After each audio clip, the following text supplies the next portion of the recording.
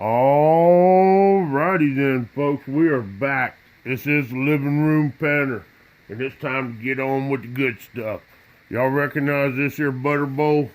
I got the camera all set up real close, so I'm just going to put it under here, give it a little spin, and stir it up a little bit. And John Scott, we're fixing to start doing some scoops for you, my friend. And I hope you're sitting down, because I got a feeling this is going to be the good stuff right here. Alright, folks, here we go. I am the Living Room Panner, and this is what I do. One of the things anyways nowadays. There's a scooper, and we're going in for a scoop. Alright, first scoop coming up. Here we go. I'll do 2 scoops at a time. How about that? And then the last one by itself. And again, John, anything in the bottom of this paint pan, it's going to get gone through again. So here we go, second scoop. There it is. Alright, let's see what we can find in here. Bottom of the pan's nice and clean. Looks good. Hope this is all zoomed in and looks okay for y'all. Y'all let me know. It's hard for me to look at the camera and do this at the same time, but I think it's set up pretty good right now. So let's stratify this stuff, get all that nasty out of there, and let's get down with it. Get to the good stuff. See what's going to be in here. Maybe some nuggets, maybe some more of them little miniature fish fillets or something. Just never know. It's cleaning up pretty good. Boy, it is a big difference in that orange stuff I had. I'm curious now what my other bags look like. I'm just wanting to open them to see, but I don't know. They're sealed, you know. So if I ever do another bag, I'll open it on camera again so you guys can see. It ain't never been opened before, you know. Alright, come on. We're getting down to the good stuff. And folks, I do like to run my little sluice boxes and stuff. I have a couple different types, but in this case where I'm doing this, I'm trying to get this new game, so to speak, kicked off and going. I kind of got to do this way. Under normal circumstances, I would classify my material down and screen it and get out all the bigger rocks, you know. I'll go all the way down to about 20 mesh, and then I'll start panning it per class, and it seems like it makes it a little bit easier, and you can spot a lot of the bigger nuggets whenever you run it through some mesh like that. I think I got 1/4 inch, 1/8 inch, then it goes down to like 8, and gets, what the mesh means is it's how many square holes in a square inch. So like if it's 8 mesh, there's going to be 8 of those little squares in a 1 inch across. So you can just kind of imagine. Alright, let's start panning this. I hope the reflection's not too bad for y'all. It can be a little bit of a problem for me too when I'm panning, when the reflection's right on it. I gotta kind of tilt my head to the side to get away from the reflection where I can actually see what I'm doing. But all these big rocks in here, they're kind of a pain in the butt to pan. That's why it's good to classify it first when you're, you know, when you're doing it, I guess, on your own or whatever. But in this case, I want y'all to see everything that's in there. So I'm going to take a second just to kick out some of these bigger rocks. I see some quartz in there. Quartz is always a good sign, that pretty white stuff right there. And quartz can be clear too, you know. It can be white, clear. It's different colors, rusty looking.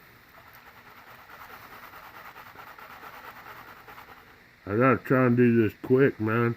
It takes forever to post a video. I don't know why, But you get it over a 10-minute video and you're going to wait an hour for that thing to post, you know. So I don't want to go too fast and kick nothing good out of here, but I mean, I used to watch Tom Macy on Gold Fever. I don't remember, been a minute ago, 10 years or so ago. And that dude, he was something else, man. He'd hunt culverts. Hell, he was in Los Angeles, and he got down in the storm cement drains and started checking them cracks in them cement drains, and he's finding gold. I even seen him go to Home Depot and buy just regular play sand and run that through a sluice, and he found a little bit of gold in that play sand. He was a pretty amazing character, man. He's still around, but I don't know where he's at on TV anymore, but he kind of inspired me a little bit way back. He finds a lot of gold. He had some daughters that'd go with him, and he done all kinds of. His dad, the Buzzard, he was into it big time and got his boy into it. His dad passed away. Those in the know, y'all know who I'm talking about. I think it's Gold Hunting Association of America or something he's got running nowadays. You can go to places that they have where if you're in their club, you can go and pan gold on their sites, and a lot of people are very successful with it and find a lot of gold. Depends on how much you put into it. That's pretty cool looking rock right there. Kind of blue with some quartz on it. But yeah, it's all about work, man. How much you willing to do. I mean, I've seen them fellas go up to Alaska and spend a couple of weeks, a month up there in those gold mining camps, and it's just all a matter of what you wanting to put into it. You know, some of them fellas, they work from daylight to dark, and some even after dark, panning, sluicing, dredging, all kinds of stuff, and they get all kinds of gold. But is it really worth it, all that travel and everything? If you look at it as a enjoyable experience, it is. If you look at it as something you're trying to go get rich and do, it ain't worth that. No, you ain't gonna go up there and get rich anywhere. So, but I sure would like to get on that TV show Gold Rush. Man, when their machines start going south and start not producing, kicking out what they shouldn't be kicking out, boy, I'd like to go through their tailing piles. But you're talking a mountain of tailings, you know. It'd take a minute. All right, folks, we're getting down to it here.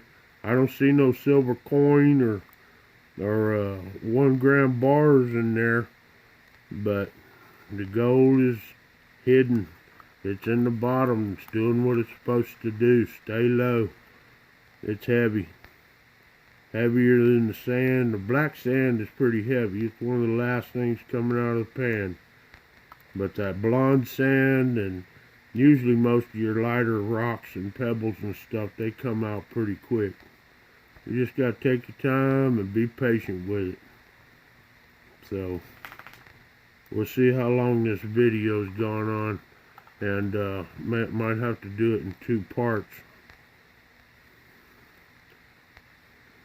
Alright, we're getting down to it.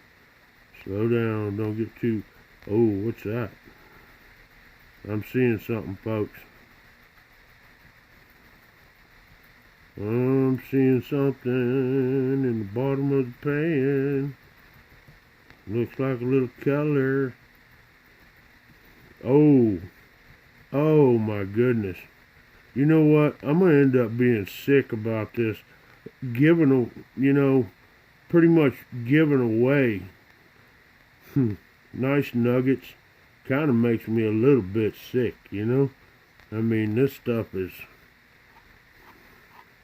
I'm gonna kick out some of these bigger rocks here. And let me tell y'all, this right here, these little purple looking balls, if I'm not mistaken, that right there, my friend, is a ruby or a sapphire.